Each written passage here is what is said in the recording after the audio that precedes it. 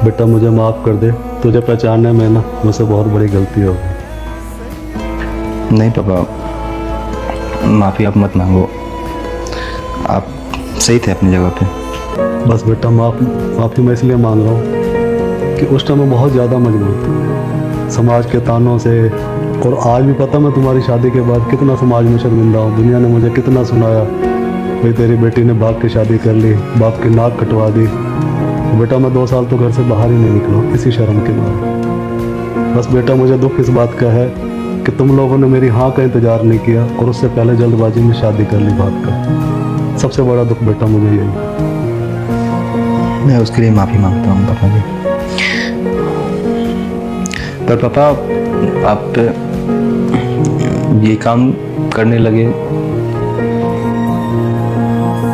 नहीं बेटा, जो तुझे दिख रहा है वो सच्चाई नहीं है। सच्चाई तो ये है कि मैं उस रूप में तेरे यहाँ कैसे आता, और मैं ये भी देखना चाहता था क्योंकि मैं एक बेटी का बाप हूँ, मेरी बेटी किस हाल में है, कैसे ज़िंदगी जी रही है। बाप होने के नाते बेटा कहीं ना कहीं तो मुझे उस रोशनी का दर्द था।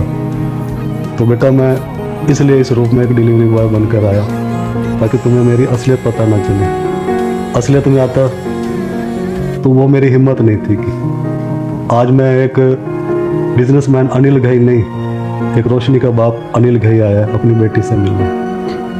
तो आज मैं सब अपना अहम ख़त्म कर कर अपनी बेटी और दामाद से मिलने आया। तो उसके लिए मुझे ये रूप बनाना पड़ा।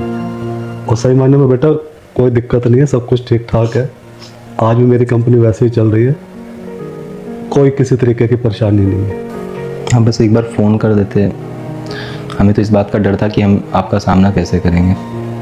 बेटा जो डर तेरे अंदर था वही डर मेरे अंदर था, और आज मैं अपनी बेटी को खुशहाल देखकर अब मुझे दुनिया के तानों की कोई परवाह नहीं है, और मुझे किसी तरीके की अब कोई चिंता की बात नहीं है कि मेरी बेटी अब सुखी है, और जो गलतफहमियां थी वो तुमसे मिलकर सब दूर हो गई हैं। बेटा मेरी एक गुजारिश है, अगर मानो तो मैं ये चाहता हूँ तुम दोनों घर पर आओ ताकि उस समाज को भी पता चले कि जो मेरी बेटी और दामाद को गलत कह रहे हैं वो गलत नहीं है। सही मायने में गलत नहीं था, मैं तुम लोगों को नहीं पहचान पाया। बेटा मैं एक बार चाहूँगा कि तुम दोनों मेरे साथ चलो, अपने घर चलो। बिल्कुल, मैं चलूँगा अपने।